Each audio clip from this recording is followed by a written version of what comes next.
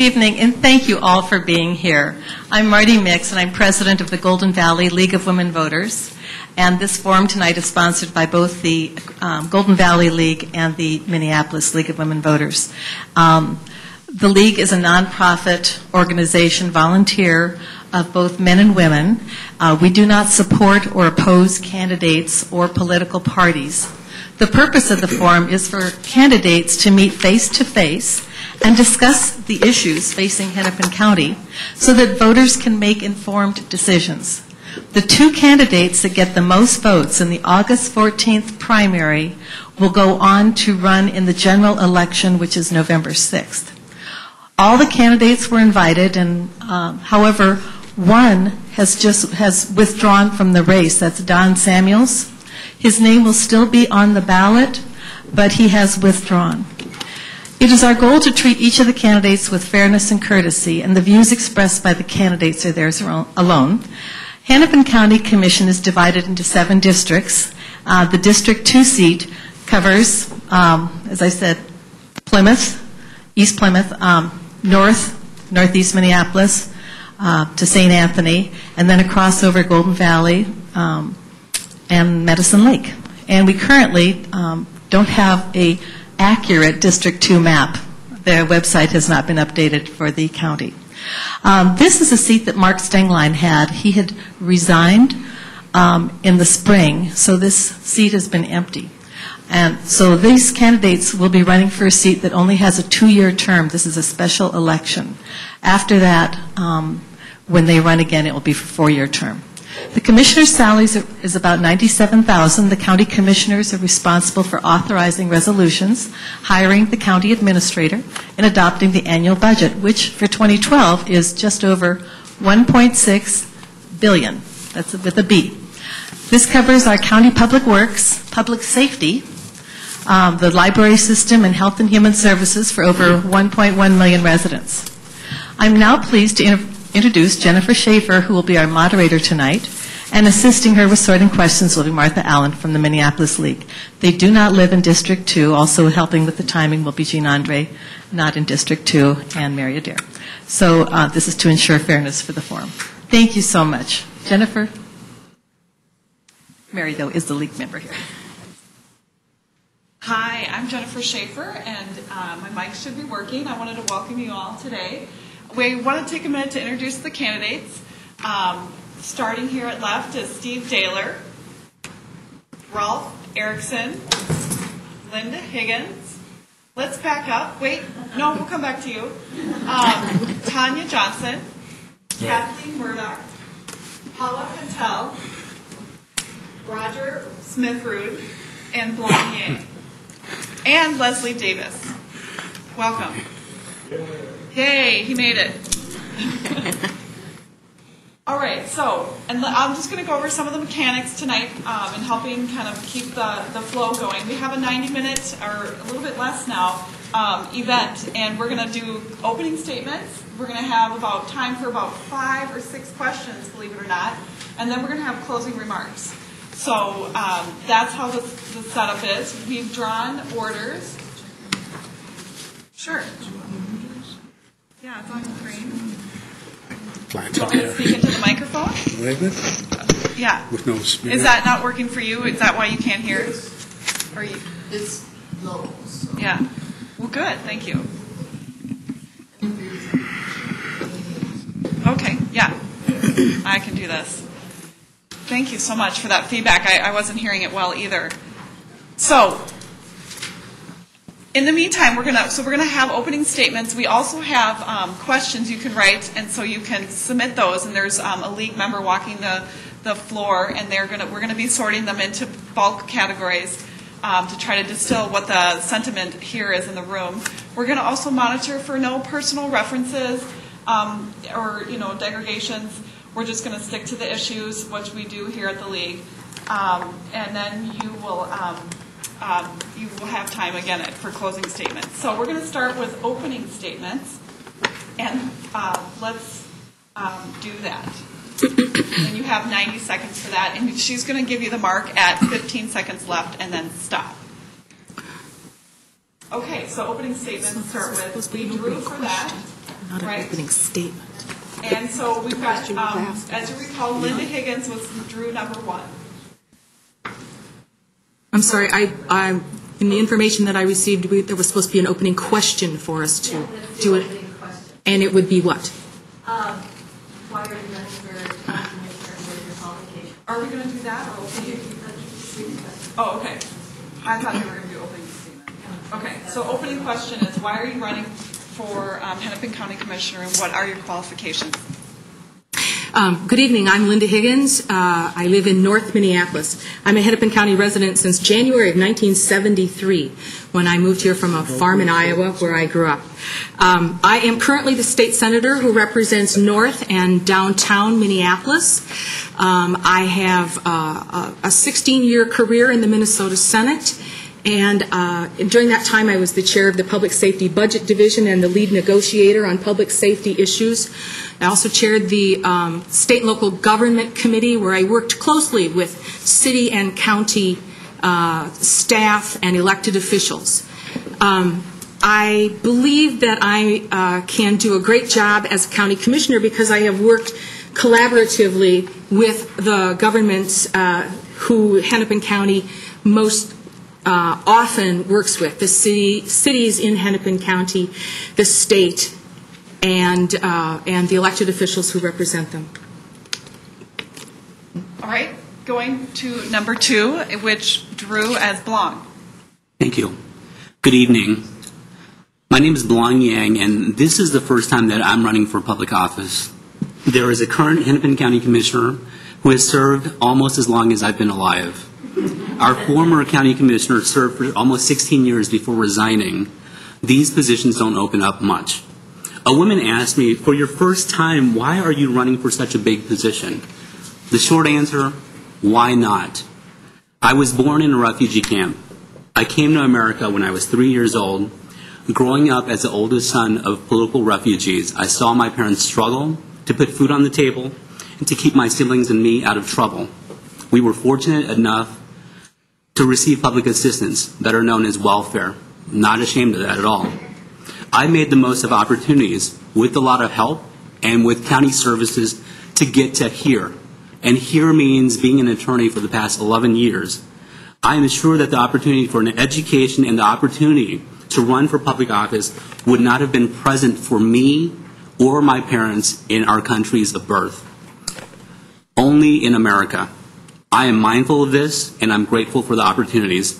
I am running for this office because I'm tired of sitting on the sidelines watching the same people move from office to office while our family's quality of life has not improved much in the last decade.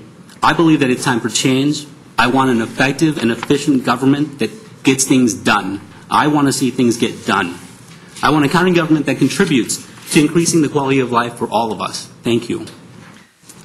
All right, now to Kathleen. My desire to serve as Hennepin County Commissioner has really grown out of 3 things. My master's degree in social work from the University of Minnesota, and I've had a career in Hennepin County that spanned over 30 years. And I also want to make a difference in improving the quality of life for all of our residents in Hennepin County. I think what I really bring to the table here is my knowledge of county government. I've worked in 2 major departments in the county in administrative and policy roles, and I currently serve on the Hennepin County Capital Budget Task Force. I know Hennepin County, the organization, the issues, and the departments, and can really hit the ground running.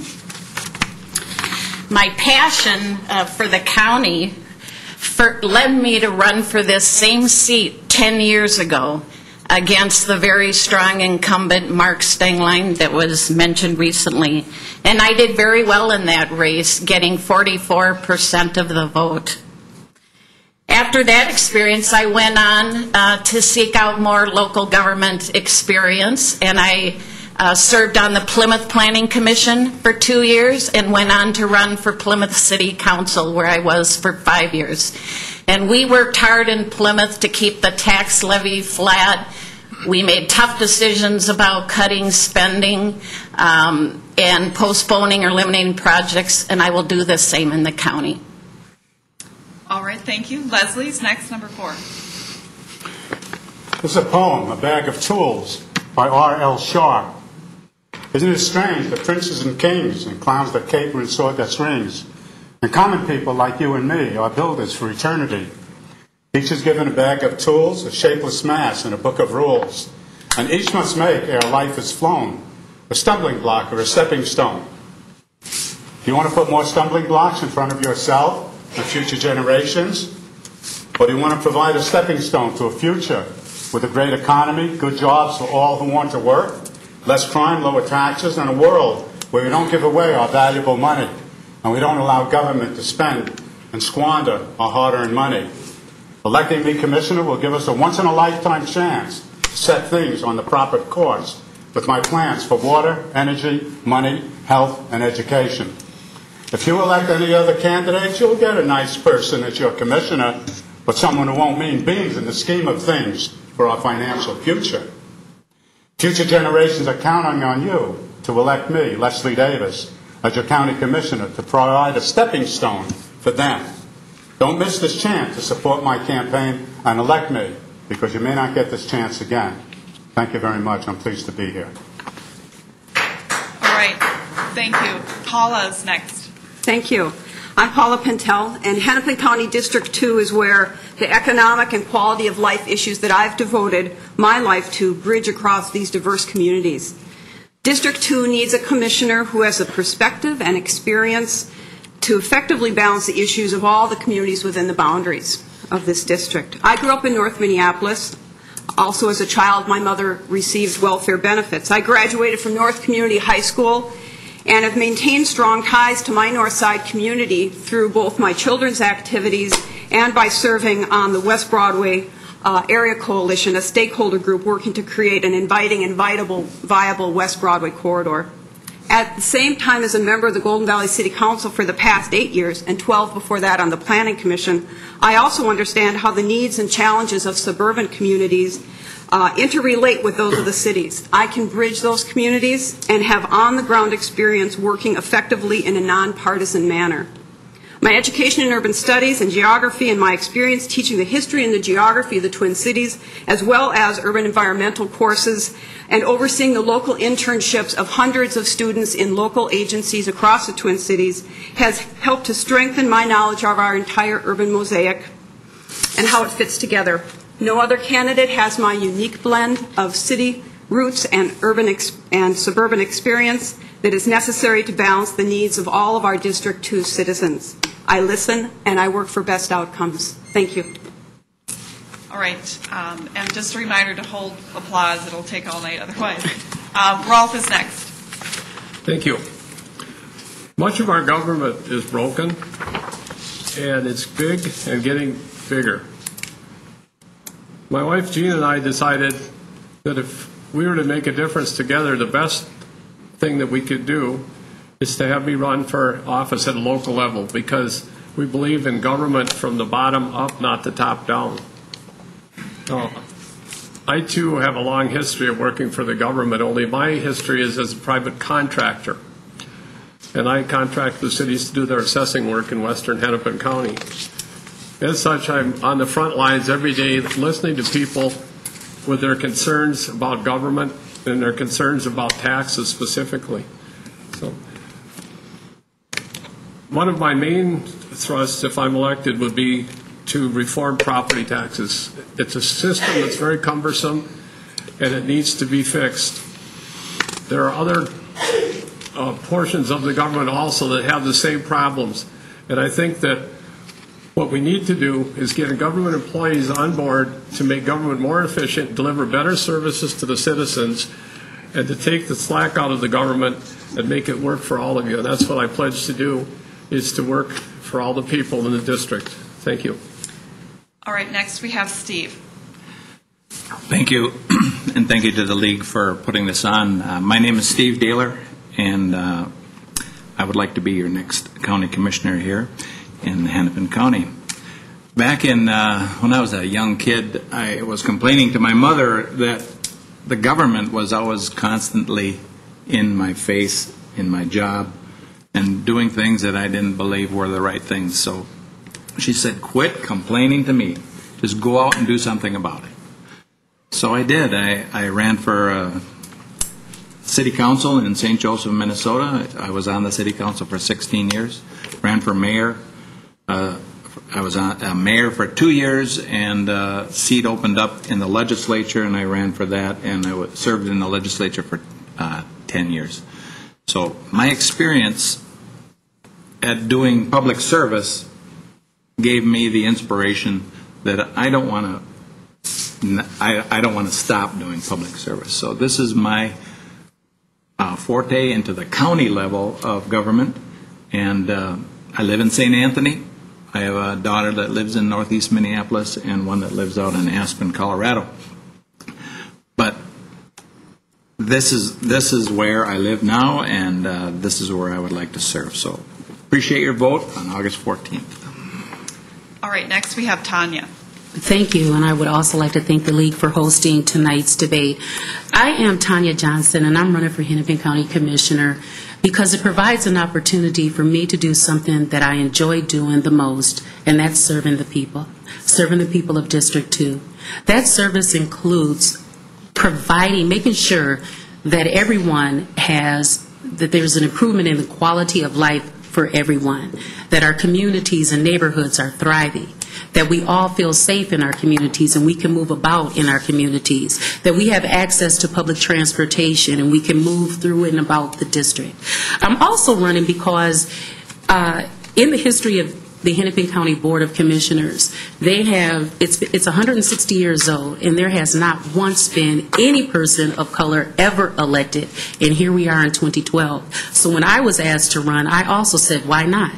Why not? I've already served on the County Board of Commissioners working as policy aide for Hennepin County Commissioner Mark Steenline, so I know firsthand what it takes to get the job done. I'm very versed in policy, writing resolutions, and crafting new policies to make stuff work. My background includes a unique blend of corporate, nonprofit, government, and currently I run my own business. So if you elect me on August 14th, I will be able to hit the ground running, and not only that, I will be able to bring new ideas of freshness to that county board, which is definitely needed. My top challenge for me would be to reduce the number of disparities that currently exist in county services. Thank you. All right, we're going to move on to Roger Smithrud. Well, I'd like to start with thanking the League of Women Voters for sponsoring this. The question, I believe, is why am I running for Hennepin County Commissioner?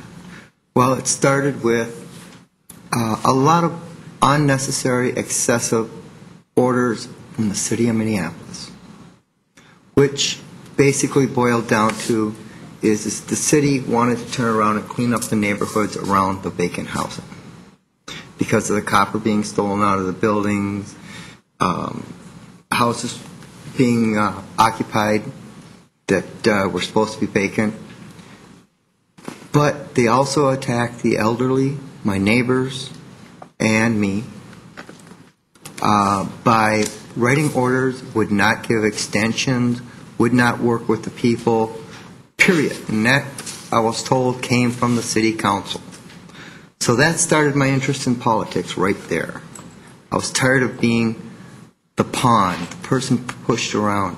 I started studying exactly how to work through the system, helping my neighbors, trying to get things changed. And then I started looking into it even further, and where did the money come from to feed this engine that was not working right? It was coming from the Hennepin County Commissioners, and it was allowing the city to do things that weren't right. That's why I'm running. Thank you. All right, we're going to move into the question section that we've gathered from the audience. We are going to start with and do alphabetical order, and then you're going to rotate to the person, and each person will take turns on which ones they'll go first. We don't have time for everyone to start on a question. We'd be here, again, for quite a lengthy time. So with that, I've got the first question from the audience. There was a number around this subject, so please keep filtering your questions up on the scribe here, and she'll forward them forward. So this first question starts with Leslie, and that will be, describe your position on light rail transit in terms of a preferred route for the Bottineau project, as well as a co-location of the light rail on the southwest corridor. Remember, you have 1 minute this round. Is that me first? Yep, you first, followed by Steve. And You know, we keep building things that we can't afford, and people's incomes are going down, and we have to subsidize these rail lines. And I'm the president and founder of the Earth Protector, so I believe in conservation and good transportation and efficiency. But I believe in buying what we can afford and spending money that we can afford. Light rail needs to be subsidized. I think the fare box on the Hiawatha line that people are raving about is a real success. I think the fare box covers about 35 or 38% of the cost of running that operation. So you've got to dig in your pocket all the time in order to support the light rail that replaced a wonderful bus service. We used to have wonderful buses going north and south in Minneapolis, and now they go this way in order to hook up with the light rail. So light rail is not the greatest thing since applesauce, and you need to take a look at it as to whether it's even appropriate for this corridor. I haven't looked at it, but I know that we're loaded with debt, and we can't afford any more. All right, the question goes now to Steve Dehler. My position on the light rail, the county board has been working on that corridor for a while already, and I certainly, as a member of the board, would not scrap that whole idea. I believe in light rail. I think they should start running light rail between here and Fargo so that we can move people around and get people where they want to go. I do believe that the money that we pay to get onto the light rail doesn't cover very much, and as a matter of fact, I would be in favor of not charging at all, so that people can just get on those things and move them. Public transportation is the way to move people, get them around. And all the money it takes to deal with the money that we collect, I think almost costs more than the money that we collect. So let them do it for free. Next is Rolf Erickson. I believe that the county commissioners don't have a lot of say over the money that goes into the light rail. It's a Metro Council function for most of this. As far as the routes that have been chosen, I'm in favor of the routes that are being built now and existing. Obviously, it would be poor economics to take them out, but I think that they need to prove themselves to be the best for the people and the most economical. So my stance on public transportation is that we spend the dollars the wisest way that we can do that, whether it be the buses or the light rail. And until the light rail actually proves to be the most economical way to handle people, I would say that the buses should continue to carry the major part of the load. Thank you. All right, next is Linda Higgins. I was part of the group of elected officials who tried to figure out the puzzle of where the Bottineau line should go. We started with about 30 different routes, and we finally got it down to 3, 2 that would go north-south through North Minneapolis and 1 that would go through Theodore Wirth Park. I really wanted it to go to North Minneapolis. I wanted to be able to provide that amenity to our residents so that people could use that rail line to get to jobs and services that they needed to do. What we ran across was the problem that putting a rail line through a built-up city will do. And the choice that was presented to us ultimately was taking 120 families' homes. I couldn't do that in these hard economic times. So I did vote to put it through Theodore Wirth Park. I know that there will have to be dozens or more community meetings to work out the details of this. Next is Tonia Johnson. Light rail, the Bottineau. Well, I can tell you, I am not for any other routes. I think the county board did a disservice to the community. I really do. Okay, and I know how these public works projects are, and it is a complicated issue. It's not an easy one. However, the county board has already voted on it, and they voted on D1, which will go through Theodore Wirth. However, I would prefer that the county would have taken a little bit more time and done a more in-depth analysis as to what street, what node would have been the best route for this particular transportation project. I attended many of the meetings, and they've been going on now for about 2 years, and more are coming up. But it is what it is, and we have it. And so I guess really the question should be, what will we do with it now? How will we encourage economic development? How will we employ residents from the community? Those are the conversations we need to be having because it's already been voted on. All right, Kathleen Murdock. Well, I know that this has been a very controversial issue, as many transit projects are. North Minneapolis didn't want it. I know the Golden Valley City Council voted that it not go through Golden Valley. And the county has since recommended the Golden Valley route to the Met Council. I believe that, there are many competing transit issues in Hennepin County, and I still have not seen a real coordinated transit plan for the whole county, and that's what I would like to see. And I know, in Plymouth, we worked for years just trying to get a third lane on 494, so, and the money is very limited, so I would like to see further study on this issue. Paula Pentel. Thank you. The Bottineau Transitway represents an investment that, under current numbers, is about $70 million a mile. I was one of the members of the City Council that voted 3-2 to delay the decision on choosing the Route D1, which goes actually through Sahaki Park and Mary Hills Nature Area adjacent to those, and then into Theodore Worth Park. It runs through a small sliver of Golden Valley. I came late to the Political Action Committee, the Bottineau PAC. Initially, they didn't have anyone from Golden Valley because they weren't considering any Golden Valley routes. When I first went, they wouldn't let me vote. Then when Golden Valley looked like it was an option, suddenly I could vote. I think that there has not been the political will on the north side to be able to talk about if indeed transit-oriented development is a wonderful thing, then I think that it would behoove us as elected officials to be able to talk positively about the benefits of this particular route. Although it's passed at the county board, there will still be decisions made in terms of how that works within the city of Golden Valley. All right, next is Roger Smithrud.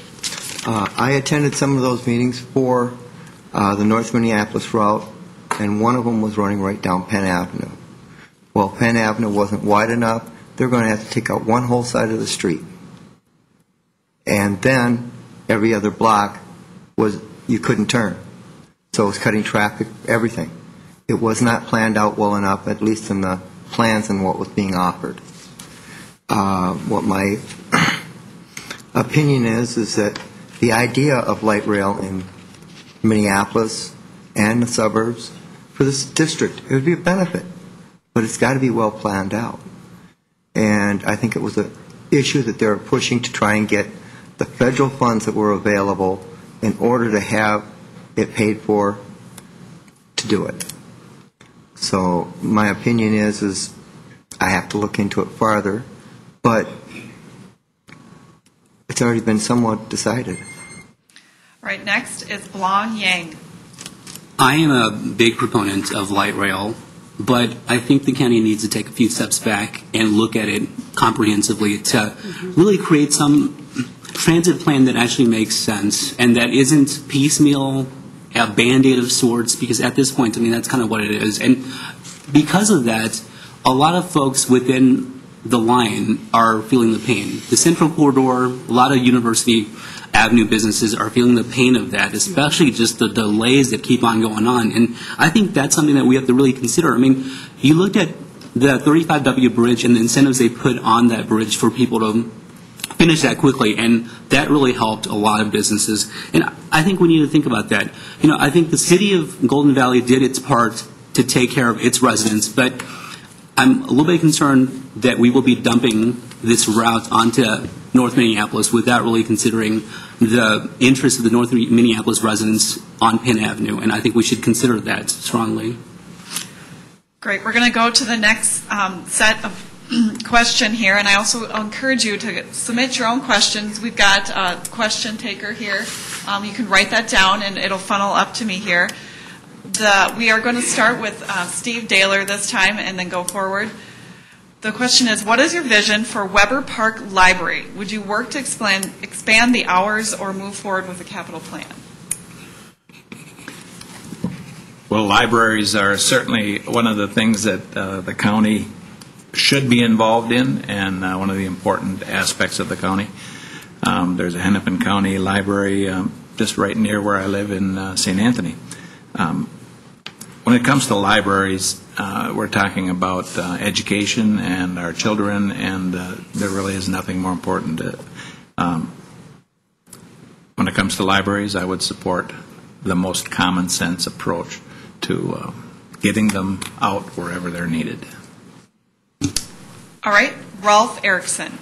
I'm not familiar with this issue. Would you repeat the question again, please? It just says, what's your vision for Weber Park Library? And would you work to expand the hours to move forward? I honestly don't know what the hours are there, and I don't know anything at all about that particular library, so I couldn't say what a vision is for it. I'm sorry. I like libraries. I think they're very necessary. I think that there could be some ways of possibly combining school libraries with other libraries, making things more efficient. But as far as this particular one, I can't offer a plan. All right. Next question to Linda Higgins. Or same question. Weber Library is in North Minneapolis, right on Victory Memorial Drive. It is currently open 3 days a week, and the county has been looking at building a new building and run into trouble acquiring the parcels of land to do that. And so in Mark Stenglein's last meeting as a commissioner, they withdrew that proposal and then decided to just do $750,000 in repairs to this very tiny little library that serves an awful lot of people. I would like to go back to the drawing board and try and figure out how to get an adequately sized library for that community that desperately needs it. Next, or same question to Tonia Johnson. Yeah, Weber Library has been on the plate on the county board for a while, and plans were delayed. And if elected, I would revisit those plans and really come up with how can we build a state-of-the-art library for that area. That area has a lot of children, youth, seniors.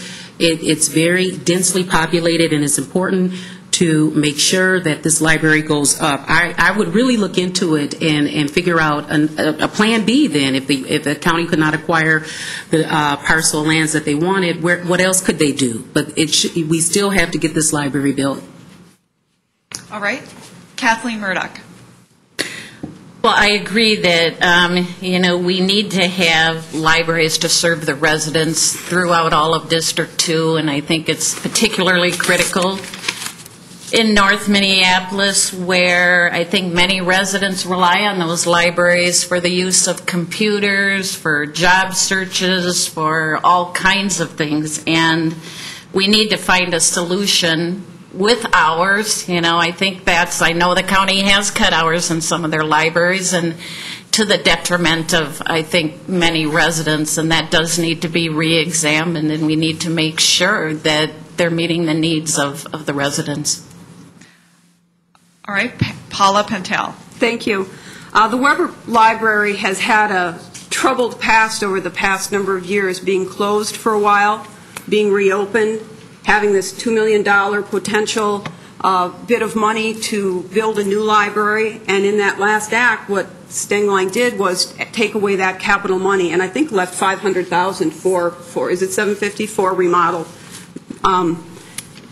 I would push hard to get the $2 million in capital funds back. There isn't even a meeting room at that library, and the hours are pitifully short for that neighborhood. I think that it would be possible with $2 million to do some additions potentially to the existing building, to pop some windows through. There isn't a clear window through to that building, and libraries are an incredible equalizing asset in neighborhoods and in communities. And this library in particular, I give hats off to the folks who've been working hard and keeping this library and ideas around it in the forefront, because it is a very important community asset. Roger Smithrud. Well, this issue was brought up to me before. I haven't had a chance to actually look into it like I really want to, because where I grew up, I was about 800 feet from that library. I spent half of my time there. I really like to see this open more hours to start with. Look at what we can do to expand it.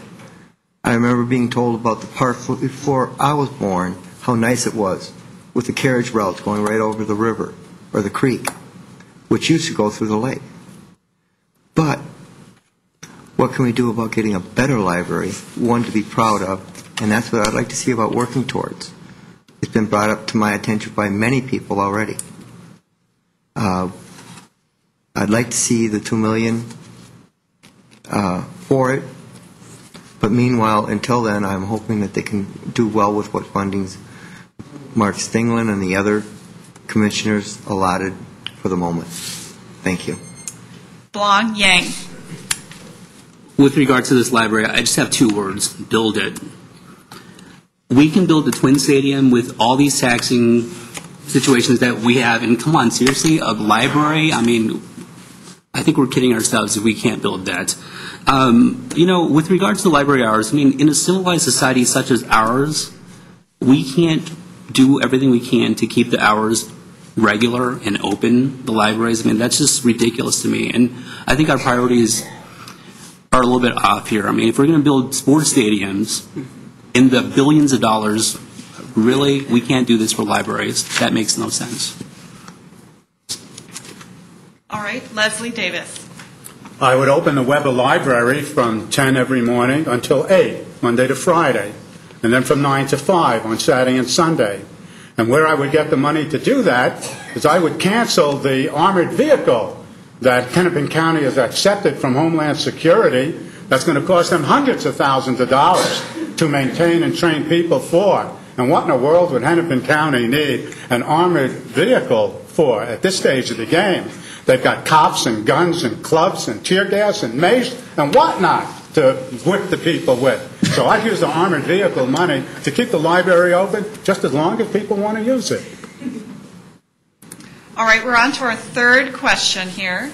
And we are going to start with Rolf Erickson and go forward as we have. And that is, as Hennepin County Commissioner, how would you support the Emerson North Housing Project? Say that again, please. As Hennepin County Commissioner, how would you support the Emerson North Housing Project? Sir? I'm sorry, I still can't hear you. You can't hear me? No. It's the last part he can't hear, the support the what? How would you support the Emerson North Housing Project as Hennepin County Commissioner? I'm not getting your last word.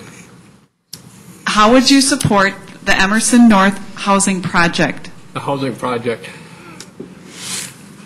I would need to have more background on that. It seems like all our questions here are aimed at a specific area of this district, which goes all the way from Plymouth over to St. Anthony, and I have to say that I'm not familiar with that either. I'm sorry.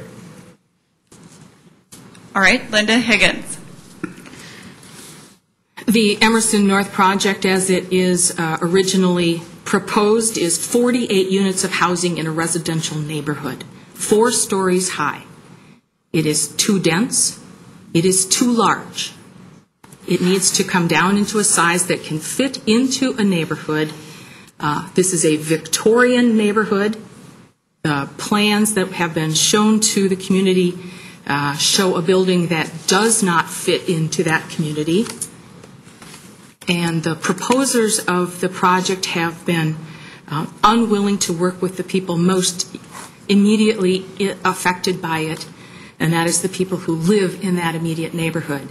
When they received opposition from the immediate neighbors, they then went and talked to a larger group of people and then seemed to be going forward with that. There is a compromise to be made, and maybe we'll get there. All right, next is Tonia Johnson. Okay, the Emerson North project. A couple of issues with the Emerson North. What is proposed, what I've seen last, is a 40-unit single-family type structure that is supposed to house low-income families with case management service and also families who have been displaced because of the tornado. So would I support a project like this? Yes, I would support a project like this. Anytime we are in an area that is in need of affordable housing, particularly after the tornado, I met with the people, the developers of this project. I've looked at the drawings, the sketchings. There have been several community meetings around this, and is it a thing of aesthetics?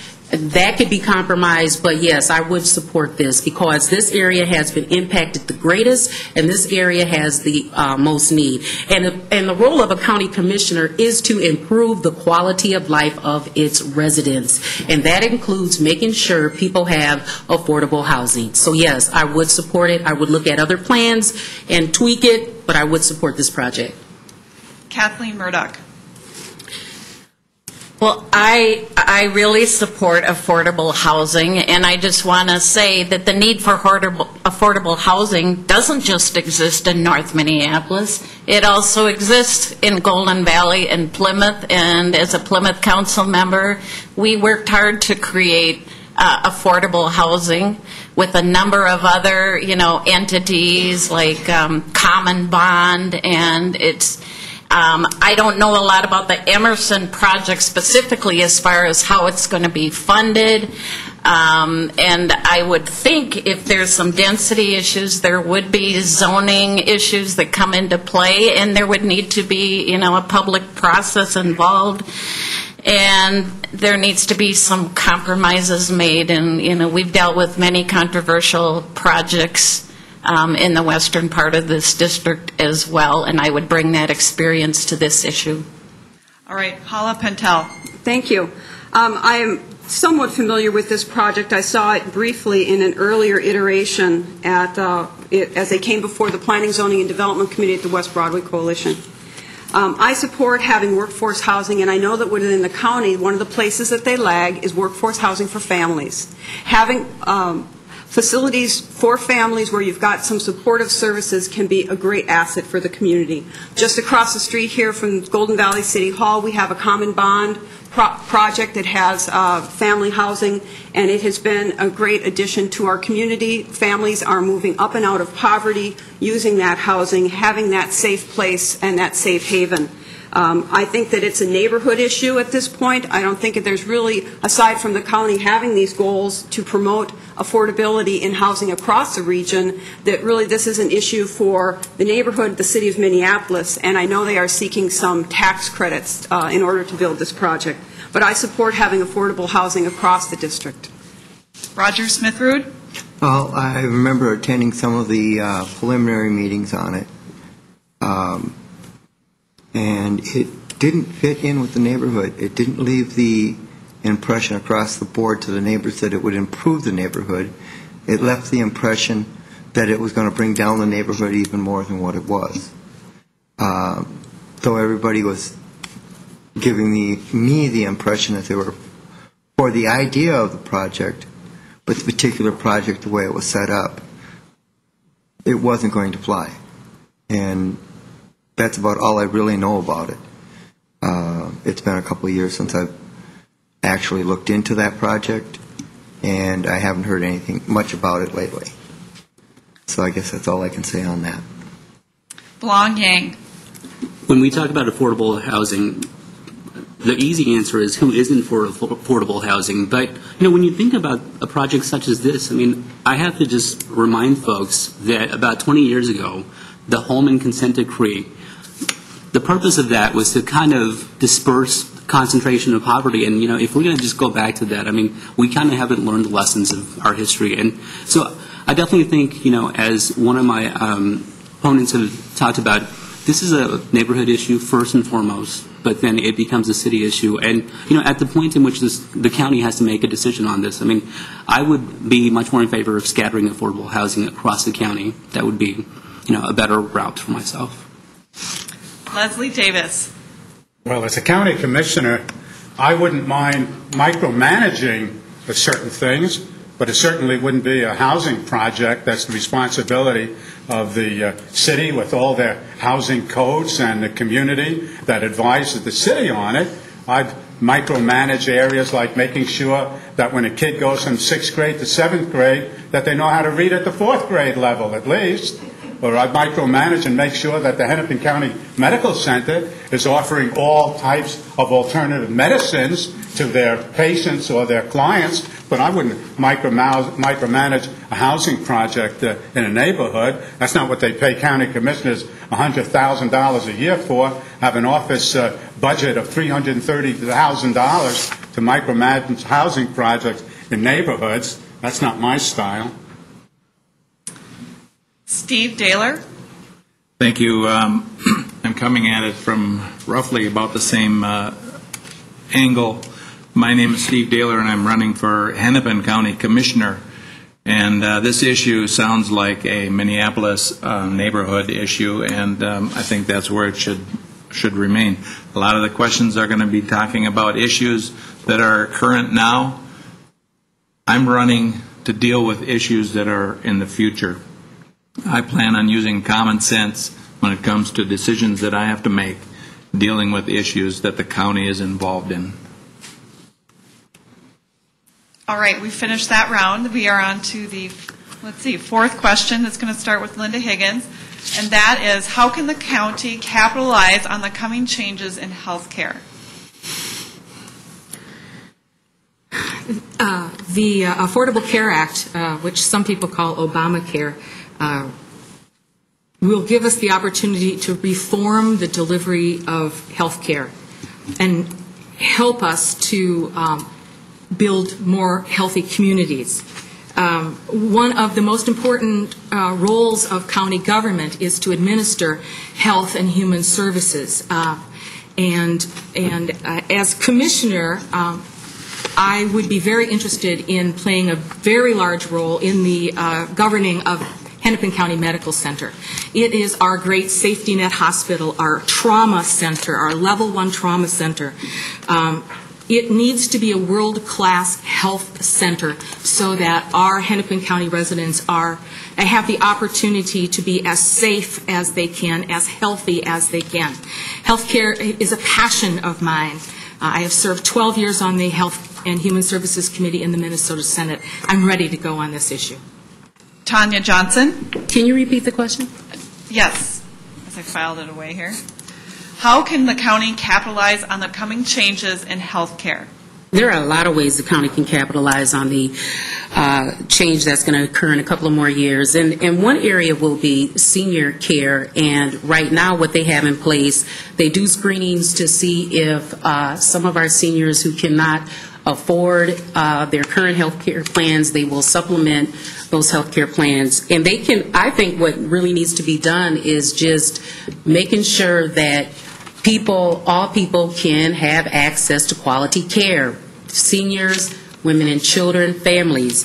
And I think the county can capitalize on that, making sure that their services are in line with the changes that are about to come. And that will be in about 2 more years. I mean, there's not too much really to go with the question like that, other than making sure that the county is still leading the path in making sure that we're mitigating disparities, because even though the question's asking how can we capitalize on health care, that's one thing, but making sure we don't have disparities that we currently have now is another. So I would like to see those disparities addressed and mitigated. Kathleen Murdock. I think one of the main roles that the county can play in this arena is really serving as advocates for the residents who are uninsured or underinsured, and educating them about the changes and how they can access services. The county does play a large role in the public health arena, and we do operate the medical center that provides care to everybody, and that's a good entryway, to work with those clients on the changes in the healthcare system and really serve as advocates to help every resident get what they need in the way of healthcare services. Paula Pentel. Yes, I'm very glad that we have this Affordable Care Act. This is going to help Hennepin County Medical Center to become more solvent. In the past, there has been a lot of costs that the county has to absorb as uninsured folks show up, and it's the place of last resort.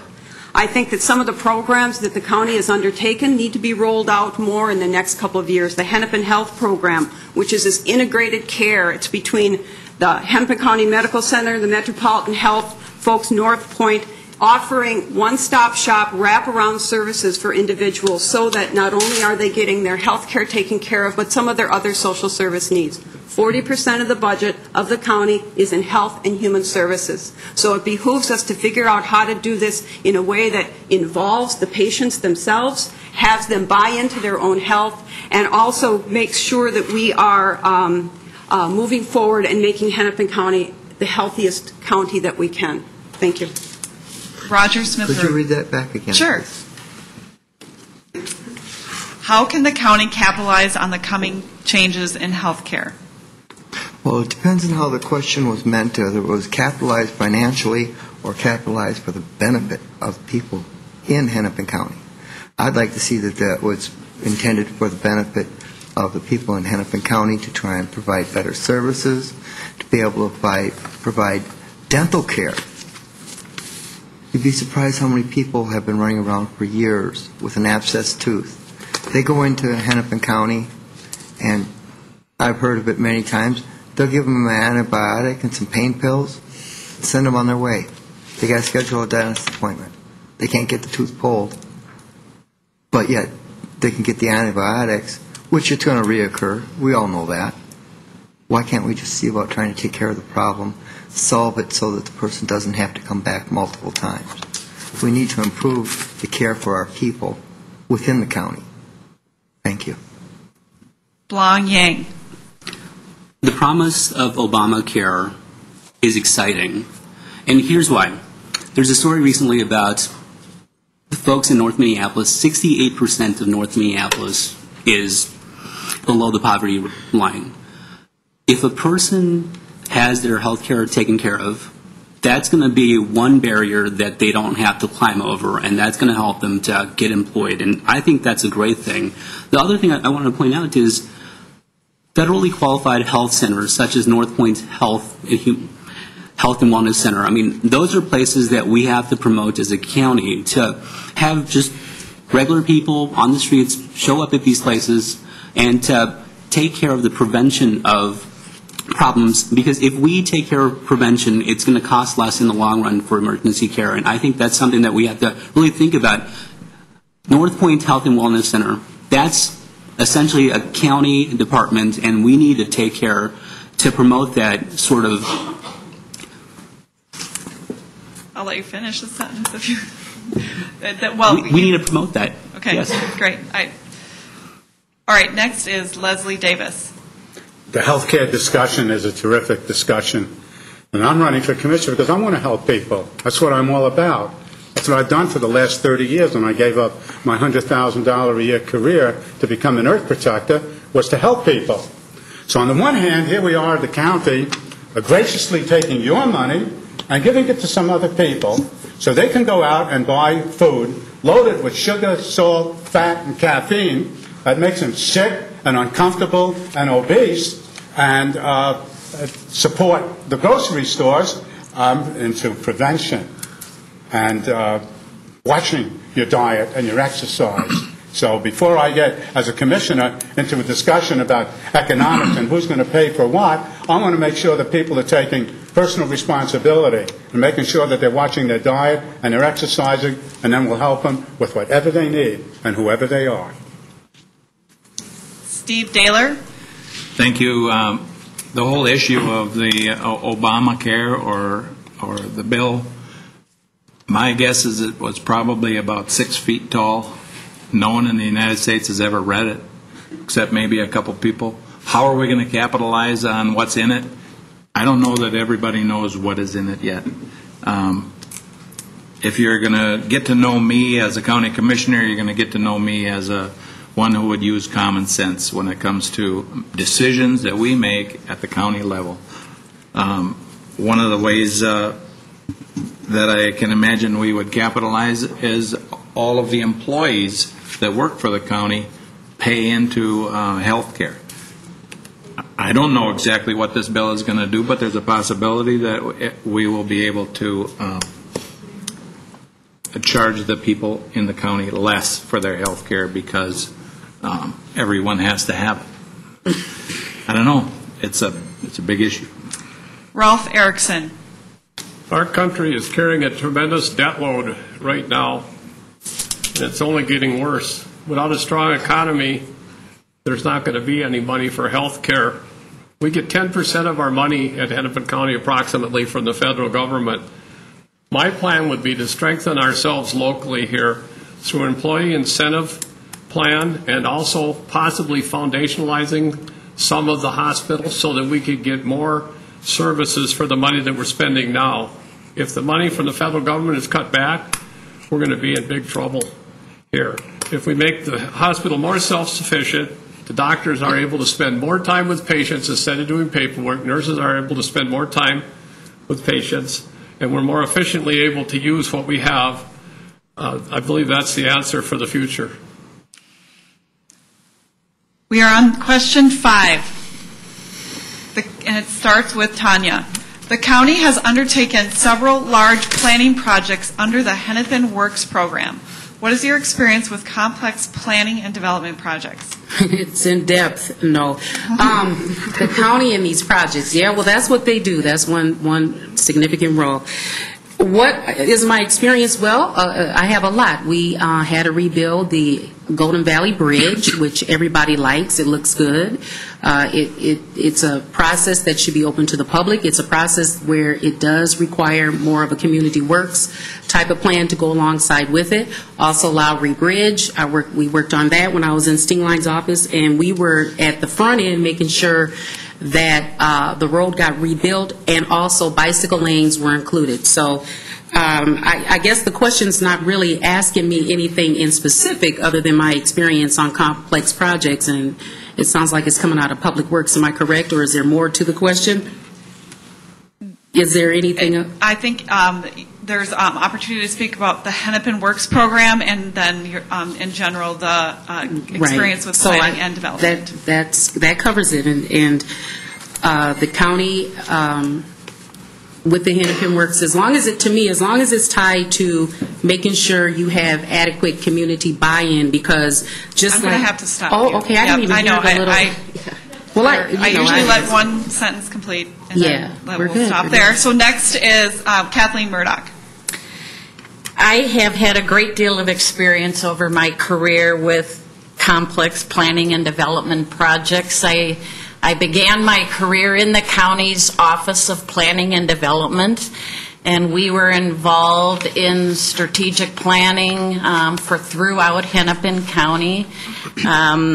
I was also involved in actually creating the county's Department of Community Corrections and Rehabilitation, and that was a lengthy process where we had to get buy-in from both the county board and the bench. I have staffed numerous committees and task forces over the years and developed many recommendations for how we can improve the delivery of county services. For many years, I prepared the county's community corrections plan. So this is a strength that I would bring to this position. All right. Paula Pentel. Yes. The Housing Community Works and Transit is actually the area, the division under which these Hennepin Works projects are undertaken.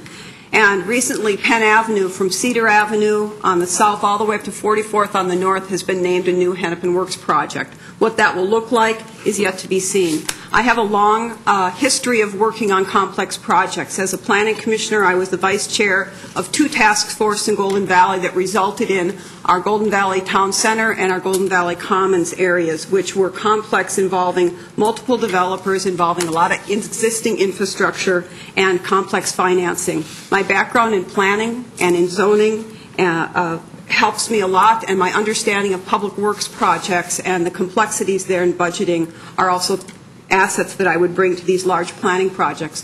But in particular, I want to make sure that we have citizen involvement that is real, citizen involvement that starts at the grassroots in order to build the vision for what these projects should look like. Roger Smithrud.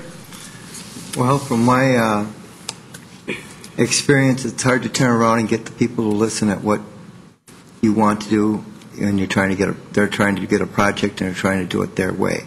I would want and try and push towards getting increased community involvement, the ability for them to take the ideas, suggestions, recommendations from the citizens in the area. If you don't listen to the people may have a better idea than what you even come up with. It might be a better idea than what the whole plan was. It may turn the whole plan into a different plan. Within that area, I do know that there's been requests for community-owned food co-ops for food and other things within that general area that's been brought up. Thank you. Blong Yang. A couple of months ago, I sat through a meeting for the Lowry Bridge. A lot of the discussion was just on sheer minutia, a lot of painful details. And I think here's the thing. If we want community involvement, if we go through that minutia, if we go through that pain, most people are just going to tune out and not be a part of it.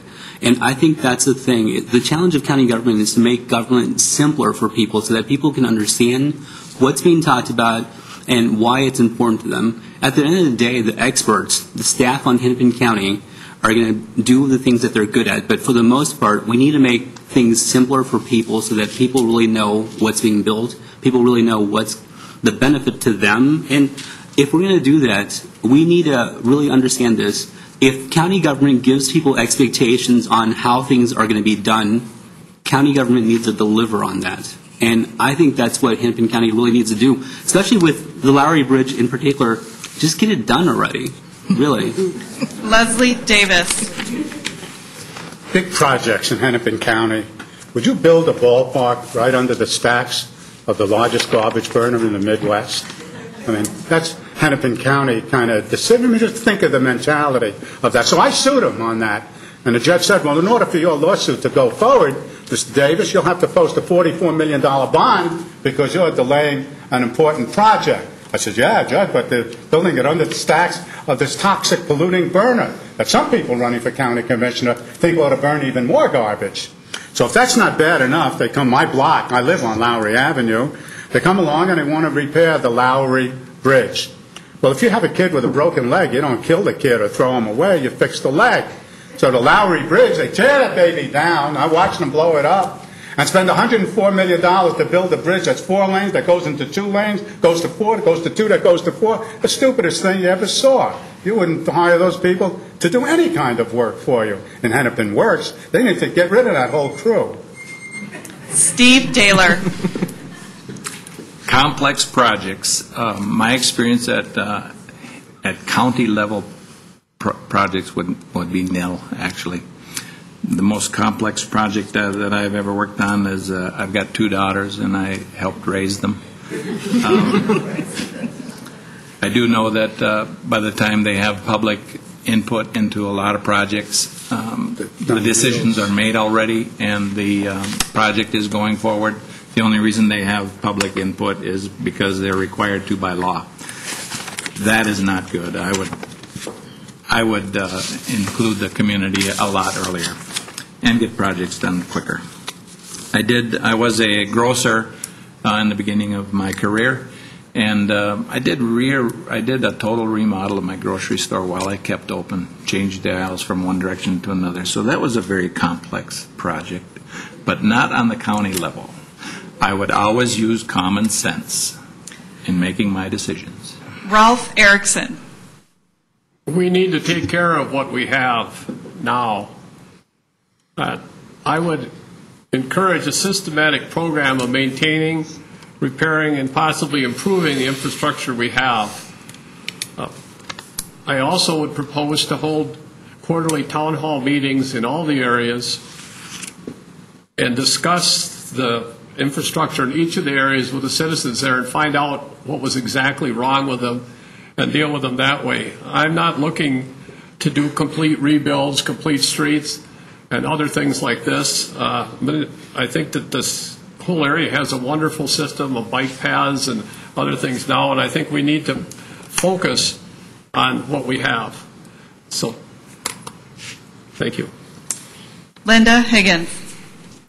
Well, it's clear from listening to all the candidates that Hennepin County needs to do a much better job of talking to the citizens first and engaging the citizens before big decisions are made on building projects and a whole lot of other things.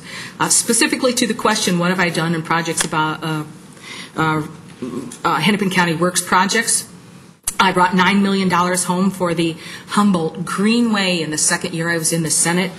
And just a couple of years ago, I brought home $37.5 million to go toward the building of the Lowry Bridge. What we find now is that no unit of government can build these big projects all by themselves. It takes a combination of city, state, county, and federal funding if you're going to take down a more than 100-year-old bridge and replace it. And I have been collaborating with these other units of government for more than 16 years now. All right, we're on question number 6, and I just want to take a minute here and do some housekeeping. We're going to try to start closing statements at 25 after, so we might have time for at least one question, if not two. We did start a little late tonight, just a few 7 minutes late, so we might just slush over a little bit past our 8:30 mark, so we'll try to get in 2 more questions. This next question is going to start with Kathleen, and essentially it's a budget question. This is a time of stressed budget. What is your priority within the budgets, and where would you cut if you could? That is an excellent question, and I do believe that families throughout this district are struggling economically, and we need to do what we can to keep the property tax levy flat, and that means cutting spending. And I think, my priorities in the county, one of my priorities is public safety issues. I think we need to continue to maintain, and we have a number of different departments in that area, county attorney, community corrections, but I also have seen over my years in the county, I think, many different ways that we can streamline services and do them more cost effectively. I know many families get involved with several different caseworkers, and I will stop there. Paula Pentel. Thank you. Well, I believe that the health and the safety of the residents of Hennepin County should be the top priority for the county. I support continuing our safety net services for county residents, and we need to prioritize our budgeting to make sure that those needs are being met. It's state mandated, and a good portion actually of those needs are being met through tax dollars. I do think that we need to be able to continue to have our infrastructure projects. It's been actually through this economic downturn, the county I think has done a pretty good job of continuing to innovate on the social service side while they are still undertaking some very large infrastructure projects that bring jobs to county residents. In terms of safety, I think that we need to make sure that the police force, the sheriff's department is funded at a level where we keep attrition down and we are able to get the investment that we put into our officers to pay back and not have attrition of our deputies as they enter that system. Roger Smithrud. Could you rephrase that one more time? I want to make sure my answer fits the question. In this time of stressed budgets, what are your priorities, and would you cut, or where would you cut? Well, first I'd look at the programs that we currently have. Are they actually doing what they say they're doing? Are they actually worth our money spending on it? And start cutting there. And then look for replacement programs. Hopefully they can provide the same service at a lower rate, and that actually benefits the people. We need to turn around and start having things work for the people. I believe this position is also a good representation of something I heard as a kid, as I was growing up. Government is supposed to be of the people, by the people, and for the people. But we need to bring it back to the people because government has become the government for the government. And we need to start bringing it back to the needs of the people. Thank you. Blong Yang. I want an effective and efficient county government that gets things done. And by being effective and efficient, we can save some money. But outside of that, though, we need to think about government in a different way.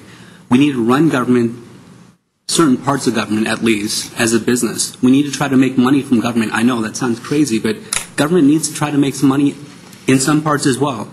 But the question is with regard to what budget issues do we have, and I'm just going to say this. You know, if you think we have budget issues now, in 2040, we're going to have much bigger issues. In 2040, 40% of Hennepin County is going to be people of color. In 2040, the senior population is going to double. And that's something that we need to really prepare for now. We need to plan for the future. We need to think about those things, because if we don't think about those things, imagine how painful it will be in 2040. Leslie Davis. You know, you try to cut somebody's program, and pretty soon all their constituents show up, and everybody starts screaming and hollering, because that's what it's all about. You know, that's what everybody votes. When they go in to vote, they vote their pocketbook. Because when you wake up in the morning, you got to give the kid lunch money for school. You got to have money to pay to get on the bus. When you leave here tonight, you'll be able to pick up my plan called the Davis Water Plan. That brings in $80 million in fresh money. Talks about my money plan, my energy plan, education plan, the health plan, how people are going to require less health care because they're going to take care of themselves. So you're not going to be able to cut back anybody's program. What we need to get is more people working, earning money, paying taxes, paying into the pot, so we don't have to cut back people's program. That's just not going to happen in Hennepin County. Steve Dehler. Thank you. I want our county to begin looking at itself not as a funding source, but as a life-giving force. We need to begin by laying out a 30-year plan so that we know in 30 years what we want to look at, what we want to look like. Safety, in my mind, is one of the most important aspects, because if we don't feel safe in our homes or on our streets, we're gonna move elsewhere. We have the ability to live wherever we want, and to some respects, and having people move because they don't feel safe where they live would cause havoc with our tax base.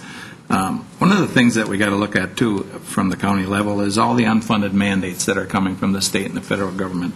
We don't necessarily need to cut.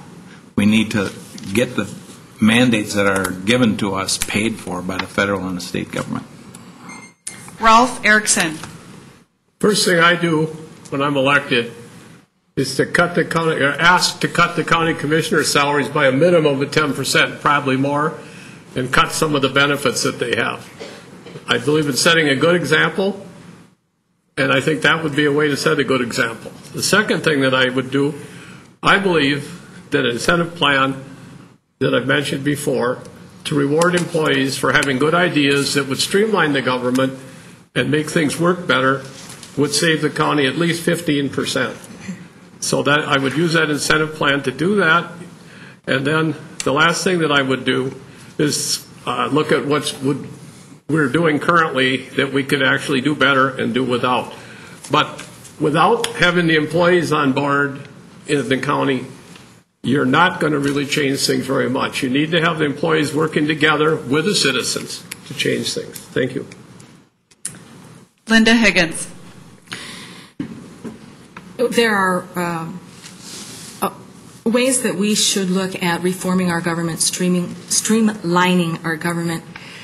And I think the people who might know that best are the people who work for our government, our county employees. Every day they see things that just make no sense to them, and they wonder why they have to do it. If our county commissioners listened to what their employees would tell them if they were asked, I believe that we would have some great ideas from very, very smart, very capable, very creative people. I think the two most important areas, back to the question, are the health and the safety of our communities. We know that people who have health issues cost a lot in county government. Let's work to make sure that they can be more healthy, that the families are healthy, that their communities are healthy. Tonia? Okay, I will answer the question because I think it's fair to the audience. They want to know where we would cut. I definitely would cut the administration first. I worked at Hennepin County. I think paying a commissioner $97,000 a year is too high. I really do. I know for a fact what they do day to day, and it doesn't warrant $97,000. I'm sorry. It just simply doesn't. So I would start right there. And then I would go and look at some of the other inflated salaries that are just so more than the county commissioner. You have some of those administrators making $120,000 a year. I would really start cutting right there. Then what I would also do is to make sure that when we are vendoring out services, to put in place, and they already do, but it's not enforced, pay performance, meaning the vendors would not receive a lump sum up front. They would receive just a certain percent, and then we would, the staff would review to make sure they're performing, meaning they are meeting outcomes, meaning we do see an improvement in quality of life and a reducing disparities. That's how I would start. All right, we're going to try to fit a seventh and final question in here, starting with Paula Pentel. The question is, what role do you believe Hennepin County Board plays in creating jobs in Hennepin County? The board in and of itself is not in the business of providing jobs per se. However, the creation and retention of well-paying jobs means that Hennepin County needs to retain their employees as well as invest in capital projects. And this public sector development can be an important part of the development scene. But we need to also look at the labor practices of the contractors that are being hired. We need to think about whether we are going for the lowest responsible bid. That is, are the people who are getting these contracts paying a livable wage? Are they paying, and additionally, if we're entering into some public-private partnerships, we need to make sure that these, that our ideas about labor practices are carried through at that level. So I think that in terms of providing jobs, job training needs to be paramount as well for those dislocated workers, and making job training that is going to lead to and is connected to the places where folks are hiring. So I think that it's looking at how the county itself is handling job training as well. Roger Smithrud. Just right, by the time you got to me, I forgot the question. What role do you believe Hennepin County Board plays in creating jobs in the county? Well, like it was said, Hennepin County doesn't commissioners don't create the actual job, but they create the job, a potential job opening, and hopefully we can, through our contracts, like hiring a company for bidding on doing the construction of a project, and we try and, the best I could think of is putting it into the contract, requiring them to pay livable wages out of the contract on their bid. Trying to mandate things within the contract. Look at the possibility of, let's say, having our roads with a warranty, like Germany does and other places. When they have something done, it's done with a warranty, or they come back and don't get paid in full. Thank you. Blong Yang. The county board may not create jobs, but they create the conditions for jobs to be created in the county. And I think that with regards to Hennepin County and the board definitely needs to play an important role in that, in creating jobs that are good for the residents of Hennepin County. And specifically for District 2, we have a stadium that's going to be built. The county commissioners can push for Hennepin County residents to be on those crews, to work on those jobs. And I think, that's the first step. Setting aside my opinion on the Viking Stadium, I certainly think that the county board does play an important role, and they should play an important role in that. Leslie Davis. The county commissioners play a huge role in job creation. The Hennepin County Commissioner is one of the most powerful positions in state government. The county has 22% of the population. They've got a budget about $1.5 billion or $1.6 billion, and we can implement the most important energy efficiency retrofit project, just like they did on the Empire State Building and are doing on buildings throughout the country, throughout Hennepin County. We'll create thousands of jobs. We'll create thousands of training jobs because we don't have the workforce to do it because of our poor education system. But we train the people, and we put them to work in retrofitting private and governmental buildings throughout Hennepin County. So a Hennepin County commissioner that really follows the goal or the focus of the thing is to be a leader and to implement that and to encourage private investment in energy efficiency and conservation, just like they're doing all over the country. You need to get with it. I'm ready for the job. Steve Dehler. The county's role at creating jobs is sort of twofold. One of them is working with developers and working with the local governments and the economic development that they have working within their cities to do what they can and do what's proper, using, again, common sense to help those development projects. Another thing they can do is maintain the staff that they do have. I work at the Hennepin County Jail, and there's a lot of really good training that goes on in the Sheriff's Department, but there's a lot of jobs that go elsewhere because the job at the jail isn't an easy one, and the salaries there need to be bumped up a little bit. Keeping the jobs we have, making the employees happy in the county is a good, positive way of doing the right things for maintaining our own jobs. It costs a lot of money to keep on training new people. Rolf Erickson. What I would do is encourage the reform of the property tax system. Now, I say this because business climate in Minnesota is terrible. Businesses right now pay the most taxes of any type of property. They pay for the schools. They pay for all kinds of other things. How are we going to have jobs if people don't want to start a business here and they go over to South Dakota or North Dakota? So that's one thing I would do is just work with everyone I could, state, local officials, to reform the property tax system and get the tax classifications more equal.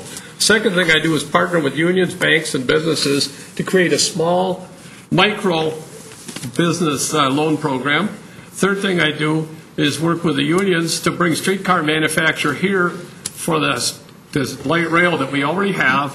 It's done in Seattle, and it could be done here. Linda Higgins. One of the most important things that the county can do for creating jobs is to make sure that there are aggressive workforce hiring goals in all the building projects that they are a part of, whether they're the lead or whether they're one of the partners. We need to make sure that the goals for women and minority-owned businesses are aggressive, that the disadvantaged business enterprises are part of that they are also getting the tax dollars that they are indeed paying. The county also plays a good role in working with some of the job skills training organizations. For example, Summit Academy, OIC, has the 100 Hard Hats program. And just the other day, they rolled out the very first camper cabin that they built on behalf of the Department of Natural Resources, the state DNR. They got to learn how to build, use their new skills in building these things, and the DNR gets these great camper cabins that families can use in our state parks. Tonia Johnson. Okay. The county does play a role in creating jobs, and you have to think of it like this. Every time the county vendors out its services to, most likely it will be a nonprofit, in that is a creation of a job because you have to have someone there to be able to do the job in the contract, if you understand what I'm saying. Also, the public works is a big area where the county does create jobs now. What the problem is that the jobs just don't trickle throughout District 2. It gets bogged down. There's a lot of politics at play, and you're correct. We do have to have more. The county board would have to be very aggressive in making sure when projects are up for bid, whether it's a bridge or a road, to make sure that there's opportunity for everybody to apply for those jobs, not just getting stuck in a union, because that happens quite a bit, where just union people get these jobs. Kathleen Murdock. The county board plays a huge role in helping residents who are struggling become employable, and there are several examples of job initiative type programs in the county. I mean, one that comes to mind that I think has been exceptional is our homes program, where offenders are actually trained as carpenters, and they go through a whole apprenticeship program and then are put to work rehabbing houses in the county that have been foreclosures, and it puts those houses back on the tax rolls. So that's an exceptional program. And I wanted to mention that I think the county in itself is a good employer, but I think we need to do a better job of hiring more diversity, more people of color from all different backgrounds, and I'll stop there. All right, we're going to move on to closing statements. We have 1 minute each. We drew orders beforehand. We're going to kick it off with Steve in just a moment here. Would it help for me to read the order that you drew? No. Okay, so we're just going to keep moving. I'm also, at the very end, we're going to turn it over to Gloria Erickson. You're going to hold your applause. She's going to speak about when this is going to be replayed on the different cable channels. But first, we're going to start with, Steve, 1 minute closing statements. Thank you. My name is Steve Dehler, and I want to be your next county commissioner in District 2. I want the county to begin to look at itself as not as a funding source, but as a life-giving force. That's what the county is for. We need to begin by laying out a 30-year plan. That would be one of my first priorities. I also think that a good priority, and where I would focus immediately on, would be helping to maintain the quality of our present public safety personnel, the equipment, the facilities, and working with the cities and the counties and the federal government to bring in money that they're mandating, deal with the unfunded mandates. So appreciate your support on August 14th. My name is Steve Dehler, and I ask for your vote. Kathleen Murdock. I want to thank the League for sponsoring this forum, and all of you in the audience for your great questions. I grew up in Golden Valley, lived here the first 20 years of my life, and have now lived in Plymouth for over 20 years. I have the knowledge and experience of Hennepin County government to lead the county in a fiscally conservative direction. And I also have, because of that experience, some innovative ideas of how we can provide more cost-effective county services to better serve our residents. And thank you. Paula Pentel. Thank you. I am Paula Pentel, and I have to say, as I read the mission of the county, I think of my years of public service, and the mission of the county to act in a respectful, efficient, and fiscally responsible way is how I have conducted myself as an elected official here in the city of Golden Valley, and how I would conduct myself as a county commissioner. As a county commissioner, I am particularly interested in expanding early childhood family education so that all Hennepin County children arrive at kindergarten school ready. Additionally, I would push to continue bringing services out of downtown Minneapolis and into the communities where folks are living, and make it easier for people to get to those services. I understand the work of the county, and I have the knowledge, the interest, and the background and the personal attributes to be successful in this position. My proven nonpartisan leadership and experience, my city roots, my suburban experience make me uniquely qualified for this position. I'm seeking your support in the primary on August 14th. You can visit me on the website at www.paulapentel.com. Roger Smithrud. Yes, I'd appreciate your support on August 14th. I'd like to turn around and also look at benefits that I can provide is that I would be looking at trying to follow the laws and regulations that were set up by the state, federal, and city, and try and follow those guidelines that were set up, and not try to implement their own regulations that already do exist within the contracts, and require that the laws are currently followed that are already established. We don't need to have people making rules and regulations that don't follow with our current laws. If you want something built, you got to do it right. I've got a lot of different ways. Alternative energies. I've got a whole plan. I've had it for a few years. Thank you. Blong Yang. Before I begin, I want to thank the League of Women Voters for this forum tonight. Most of us know who the front runner in this race is. I'm going to tell you that I am the face of an underdog, and being the underdog here means that I will work my tail off to get your vote, to win, and to serve you. I am running for Hennepin County Commissioner in order to make government work more efficiently and effectively for the well-being of everyday residents. The Hennepin County Board has never had a person of color serve as county commissioner. We need to change that. I've been fortunate to be the beneficiary of essential county services. I'm uniquely positioned to provide a voice in the county board that is representative of the many constituents that we serve. I'm tired of seeing career politicians play musical chairs with political offices. It's time for a change in District 2. It's time for a fresh voice, bold vision, new leadership. It's time for representation that reflects Hennepin County. District 2 deserves more, and it deserves better. Rolf Erickson. Thank you for the opportunity to appear here tonight before all of you. I am new to government.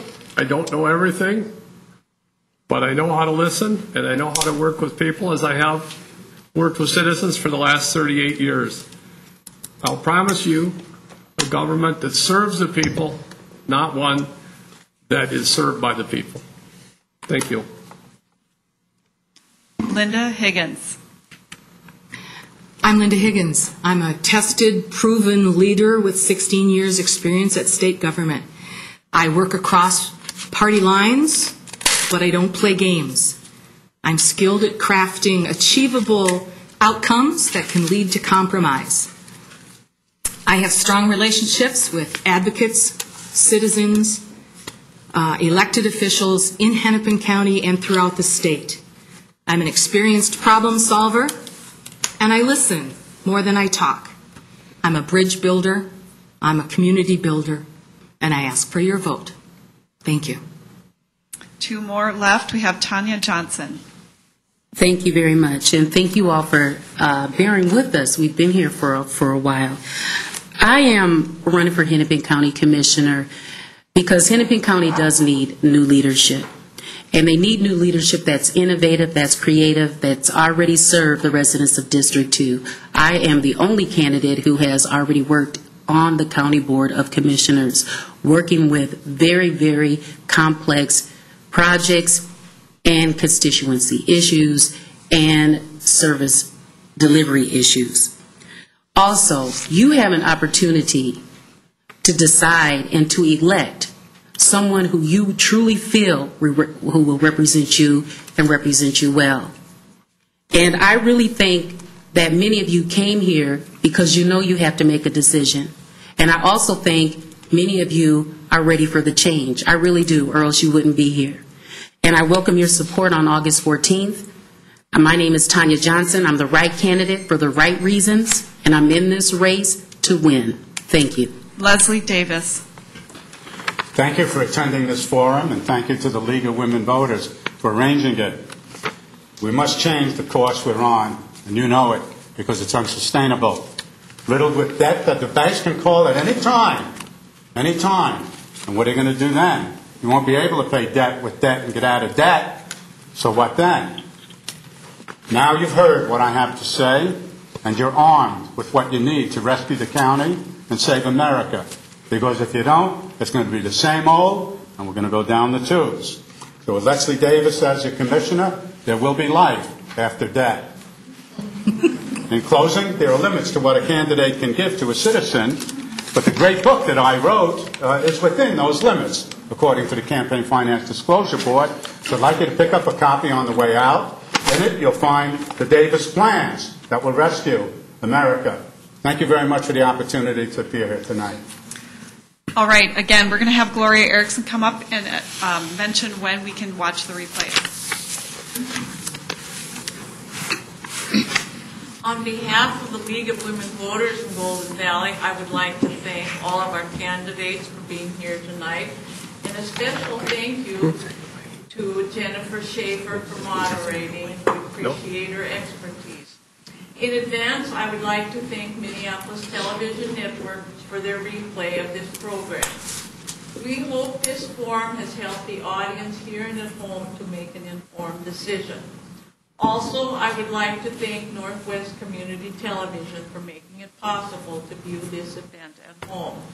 The replay dates airing on Channel 12 are as follows: Sunday, July 29th, 8:30 and 11 p.m., and Tuesday, July 31st at 8:30 and 11 p.m. If you are interested in learning more about League of Women Voters, there are brochures on the table. League members will be happy to discuss League activities with you, and we would love to have you join us. I would like to invite all of you to stay for refreshments and conversations with the candidates. Above all, remember to vote Tuesday, August 14th. And at this time, I would like you to all give a very warm round of applause for our candidates.